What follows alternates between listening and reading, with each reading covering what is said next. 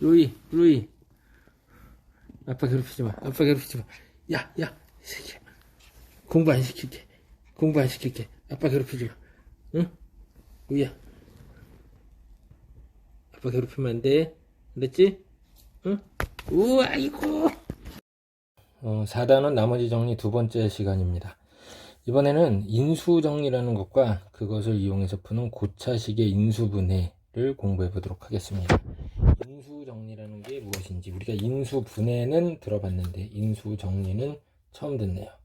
그래서 인수정리가 뭔지, 자, 인수분해를 하기 위해서는 뭐 간단하게 인수분해한다는 게 각각의 인수를 다 찾아내는 거란 말이에요. 그래서 인수정리는 인수를 찾는 방법이 되겠습니다. 자, 지금 여기 박스 안에 나와 있는 게 f 알파가 만약 0이래요. 다항식 fx에서 x의 알파를 대입했더니 시계값이 0이 나온다. 그러면 이거는 무슨 얘기냐? 두 번째 걸 먼저 볼게요. 알파 대입해서 0이라는 거는 x-알파와 다른 인수들의 곱으로 나타내질 수 있다라는 얘기가 됩니다. 자, fx를 이렇게 나타냈을 때 x 알파 대입하면 어때? 시계값이 0이 되죠?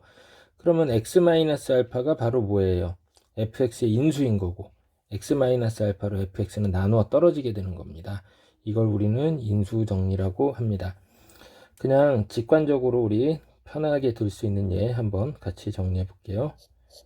자, fx가 x제곱 마이너스 4x 풀 3이라고 한번 해볼게요. 자, 이걸 딱 보고선 어떤 생각이 들어요? 우리 이거 인수분해해라. 그렇게 되면은 x에다가 1 대입해 보니까 얼마가 나요? 1 마사 풀 3에서 딱 0이 나오죠. 그럼 이걸 보고서는 fx는 x-1이 인수겠구나. 그리고 다른 게 뭔가 있겠네. 이렇게 생각을 할 거 아니에요? 그러고서는 인수분해할 때 우리 요령이 뭐였어요? 상수항이 3 나오니까 마1이랑 누가 곱해줘야 돼요? 마3이죠. 2차 항의 개수는 이제 1이니까 여기 x 쓰면 되는 거죠. 이런 식으로 인수분해하는 방식이 바로 인수정리를 이용한 인수분해 방법이 되겠습니다. 별로 어렵지 않습니다. 그래서 시계값을 0으로 만들어주는 x값 꼭 찾아내야겠네요. 그게 바로 인수를 만들어냅니다. 자, 실제 문제에서 한번 적용을 해보겠습니다. 자, 일반적으로 인수를 쉽게 찾는 방법을 선생님이 거기 하늘색 펜으로 써놨네요. 동그라미 친 거, 즉 상수항의 약수를 대입하는 게 쉽다라고 했습니다. 자, 최고차항의 개수가 1이었을 때는 상수항의 약수를 대입하면 다 나옵니다. 쉽게 해결이 돼요. 뭐 예를 들어 괄호 1번을 보면 112 마사니까 x에다가 1 대입하면 시계값이 충분히 0이 나온다는 걸 알 수 있어요. 자, 그래서 x-1이 인수라는 걸 알아서 조립제법을 써서 x-1로 나눠봤습니다. 그랬더니 몫이 x제곱, 그 다음에 여기 쓸데없는 게 뜨지? 자, 여기에 보니까 x제곱, 요거는 뭘 얘기해요? x제곱이죠. x제곱이 되겠고, 버튼이 잘못 눌러있어요. x제곱, 이거는 2x 플러스 4란 얘기죠. x-1로 나눠서 나눠 떨어지는데 몫이 이거다 이 얘기죠. 그래서 지금 뭐 여기 2차식 부분은 더 이상 인수분해가 안 되니까 이제 끝이다. 이렇게 하면 되겠고요. 괄호 2번 같은 경우에도 x에 1 대입해서는 시계값이 0이 안 나오는데 마이너스 1을 대입해 봤더니 어때요? 시계값이 0이 나오니까 x 플러스 1이 인수다. 그래서 주어진 식을 x 플러스 1로 나누는 겁니다. 그래서 몫이 x제곱 마x 마륙이 나왔어요. 근데 x제곱 마x 마륙은 여기에도 써놨듯이 어떻게 돼요? 요거를 인수분해 할 수 있는 거죠. 요렇게 인수분해 할 수 있죠. 그래서 완벽히 끝까지 다 인수분해가 된 상황이 됐습니다. 자, 이 인수정리를 이용하고 그 다음에 조립제법까지 활용한 다음에 인수분해 하는 방법. 이게 3차식 이상에서 요긴 한데 만약에 3차식을 이런 식으로 인수분해 한다면 만약 이게 뒤에 이퀄 0이라고 써졌으면 무슨 방정식이 되겠어요? 3차 방정식이 되는 거죠. 3차 방정식에 해도 이렇게 해결을 하겠다. 인수정리와 조립제법을 이용해서 3차 방정식, 4차 방정식의 해를 구할 수 있습니다. 괄호 3번에서는 자, 인수가 이제 뭐 찾아진다 하더라도 2차식까지는 나와줘야 몫이 2차식까지는 나와줘야 이제 해결이 된다라는 걸 설명하고자 하는데요. 1 마사 1, 2 이렇게 되어 있습니다. x에 1 대입하면 시계값 0이 나옵니다. 자, 그래서 한번 해봤습니다.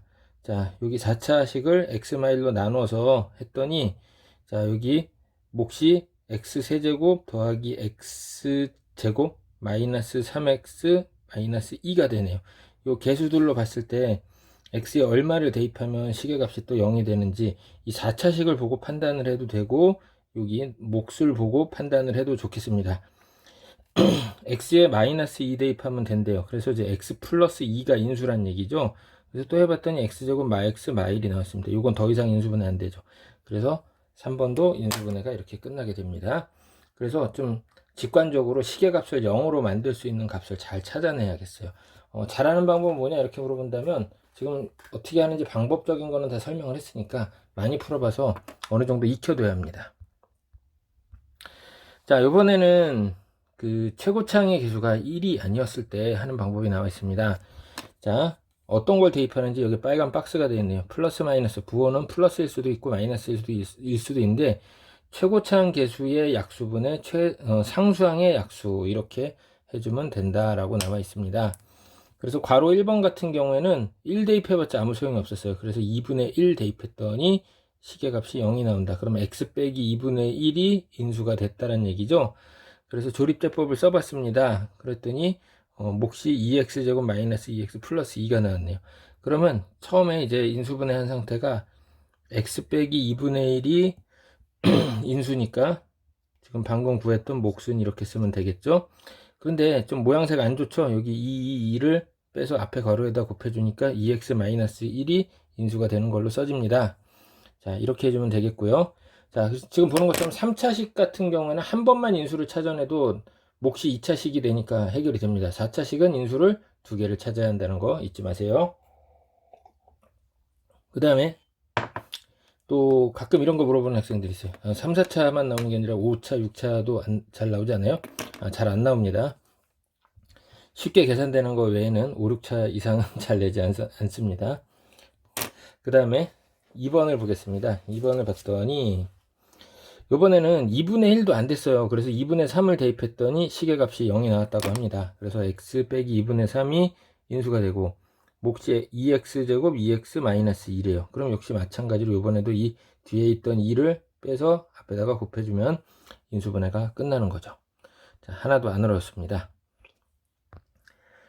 자, 선생님이 여기 다 정리해 놨거든요. 이것도 다시 한번 잘 보도록 하겠습니다. 인수 정리 다시 한번 기억해 볼게요.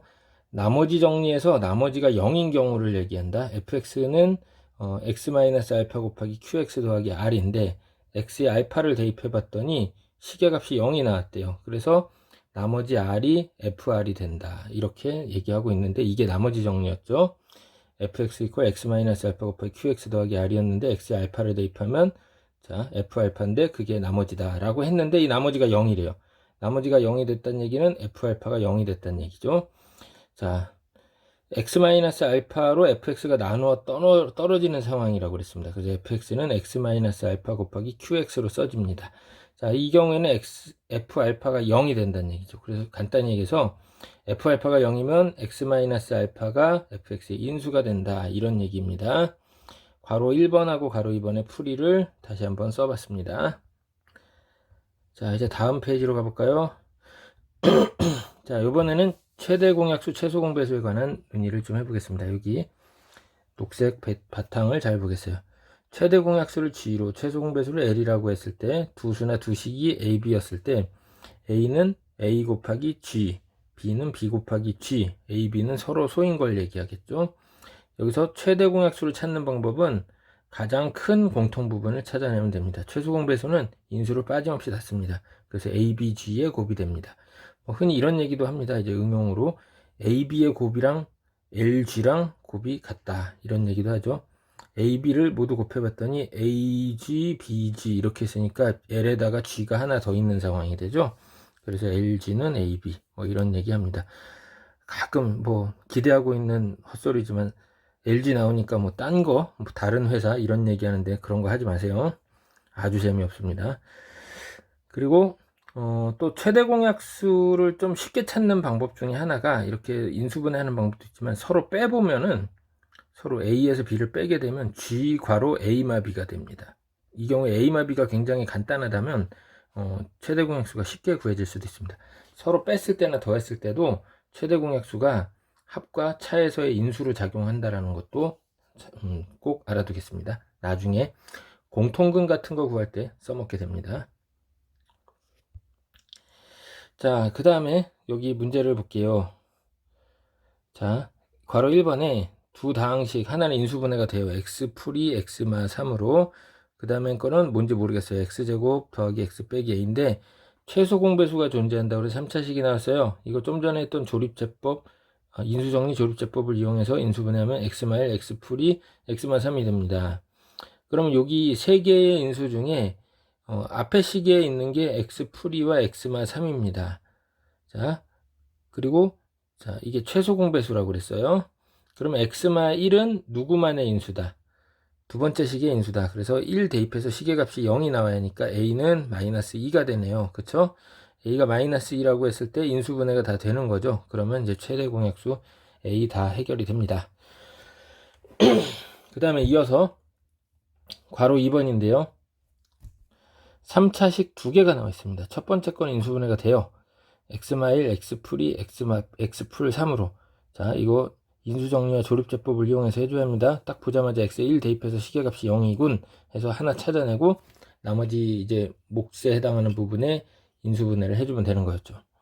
그 다음에 두 번째 식을 인수분해 할 때는 자, 인수정리를 하고자 한다면 미정계수 a가 사라질 수 있는 값을 대입해야 합니다. 이 식에서 미정계수 a가 사라져야 시계값이 0이 나올 가능성이 생기죠. 딱 보는 순간 뭐가 떠올라요? 1 떠오르죠. 그러면 여기 a 플러스 a 플러스 a 마이너스 2a에서 a는 사라지니까 이런 경우에는 상수도 잘 사라집니다. 그래서 x마 1이 인수가 된다라는 걸 전제하고 이렇게 조립제법을 써서 몫이 2x제곱 플러스 ax 플러스 2a가 되는구나 라는 거를 알게 되는 거죠. 자, 그런 다음에 최대 공약수가 2차식 여기에 밑줄 그어놔야 돼요. 자, 그러면 공통인수가 이렇게 두 개가 있다는 얘기예요. x마 1은 하나 찾았으니까 결국 x풀이일 수도 있고 x마 3일 수도 있다 이 얘기입니다.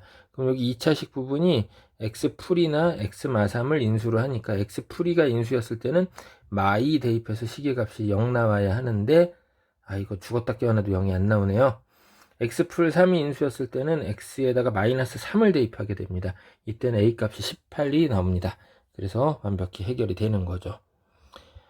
자, 선생님이 여기 풀이를 조금 더 꼼꼼하게 써놨습니다. 한번 이것도 참고로 봐두길 바랍니다. 연습 문제로 가겠는데 10번을 한번 볼게요. 문제 10번. 자, 여기 풀이는 제가 쓴 건 아니지만 우리 팽 선생님께서 굉장히 열심히 써놓으셨습니다. 자, 제 오른팔이 되어주고 있어요. 자, fx는 ax 4제곱 더하기 bx 세제곱 더하기 1입니다. 요거를 x마일의 제곱으로 나누어 떨어지도록 한대요. 그러니까 완전 제곱식이 인수가 된다. 그럼 이 경우에 우리 앞에서도 했지만 인수분해되는 2차식으로 나누는 경우에 해당합니다. 먼저 x에 1 대입해서 시계값이 0이 나온다를 쓰겠죠.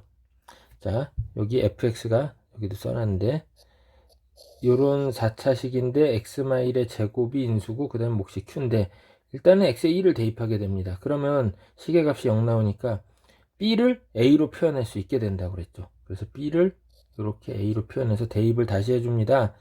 그러면은 여기 전개를 해보니까 a 있는 애들끼리 묶어내려고 ax 세제곱 묶어내고 뒤에 거 따로 정리해봤더니 x마일이 공통인수로 묶여 나와서 자, x마일 곱하기 ax 세제곱 마이너스 x제곱 마이너스 x 마이너스 1이 됐다라고 하고 있습니다.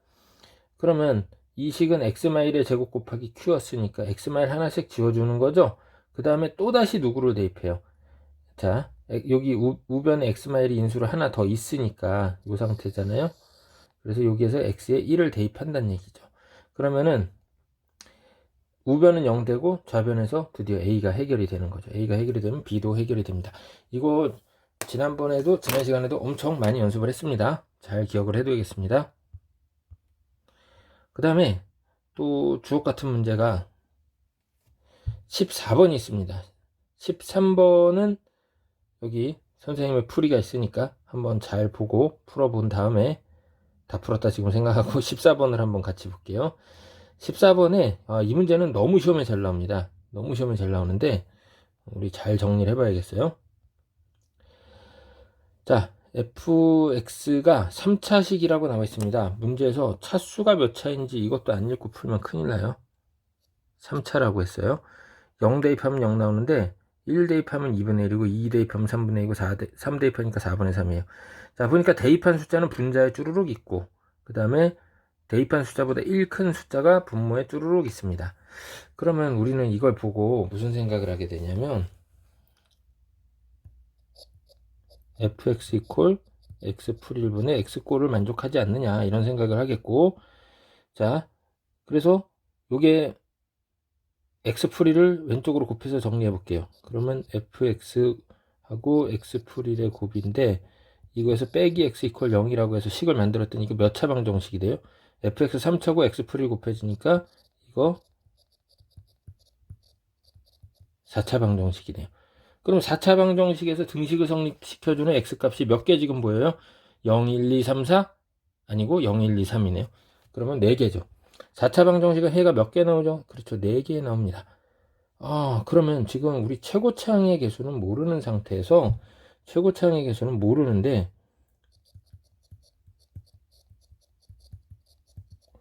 A 모르겠다고 A 써버린다면 x 0, 1, 2, 3, 4가 해니까 x 빼기 1, x 빼기 2, x 빼기 3 이렇게 인수분해가 된다고 볼 수 있는데 마침 gx라고 해서 문제에서 좌변의 식을 gx라고 했대요.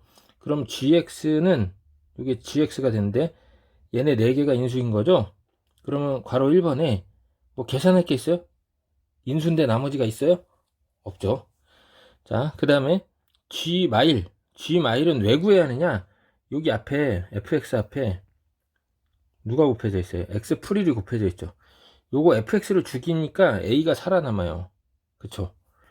요 a를 살리려면 0, 1, 2, 3 대입 못 하잖아요. 그러면 fx를 죽여주고 a를 구해줘야 하니까 x 풀1을 죽일 수 있게 x에 마이를 대입한단 말이죠. 그럼 이걸로 누구를 해결한다? a를 해결하면서 gx가 완성이 되는 거죠.